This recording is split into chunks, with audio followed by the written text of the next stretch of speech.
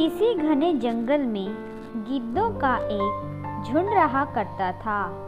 उनका पूरा झुंड एक साथ उड़ान भरता और साथ ही शिकार करता था। एक बार वो सभी उड़ते उड़ते किसी टापू पर पहुंच गए। वहां बहुत सी मछली और मेंढक रहा करते थे।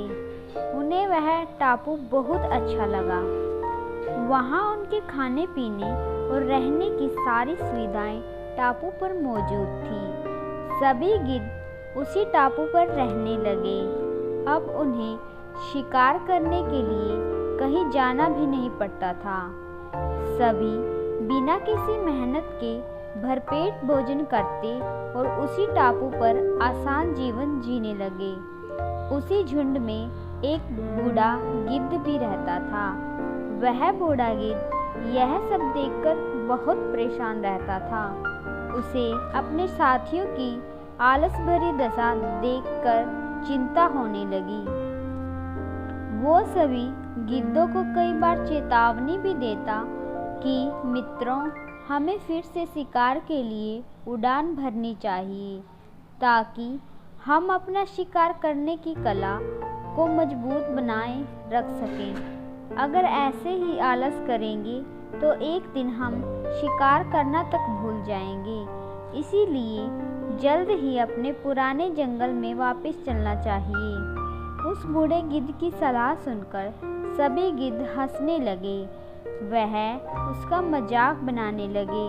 उन्होंने कहा कि बूढ़ा होने की वजह से इनका दिमाग खराब हो गया है, इसीलिए यह हमें आरामदायक जीवन छोड़कर ये कहकर जाने की सलाह दे रहे हैं। उस टापू से जाने से मना कर दिया।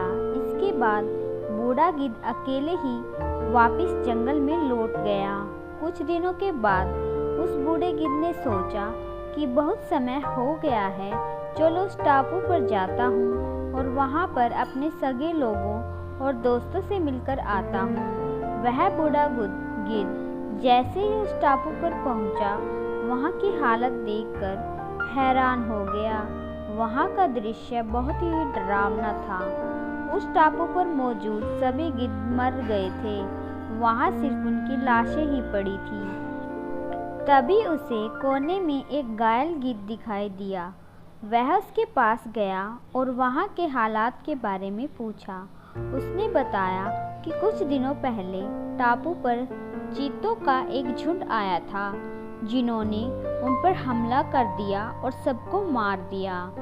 हम लोग बहुत समय से ऊंचा नहीं उड़े थे, तो हम अपनी जान भी नहीं बचा सके। हमारे पंजों में उनके मुकाबला करने की क्षमता कम हो गई थी। उस घायल गिद्ध की बात सुनकर बूढ़े गिद्ध को बहुत दुख हुआ। उसके मरने के बाद बूढ़ा गिद्ध वापस से अपने जंगल में वापस चला गया। कहानी से सीख, हमें हर हाल में अपनी शक्ति और अधिकारों की रक्षा करनी चाहिए। अगर आलस की वजह से हम अपना कर्तव्य करना छोड़ देंगे तो भविष्य में यह हमारे लिए घातक हो सकता है।